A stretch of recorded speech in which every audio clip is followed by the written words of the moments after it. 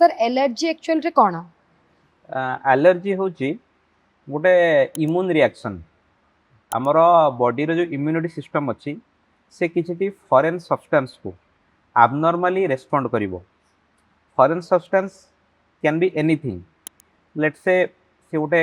हो पारे आपणकर डस्ट एक्सपोजर किसी गोटे ड्रग्स और मेडिसिन एनी फूड आइटम घरे आपणकर जदि किसी जदि पेट एनिमल्स थिबे तांको एक्सपोजर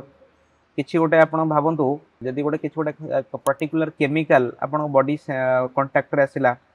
ये सब मल्टीपल कजेस अच्छी माने आपणकर कज बिहाइंड द एलर्जी माने एलर्जिक रिएक्शंस आ एगुडा आम एलर्जेन्स बोली आम कहूँ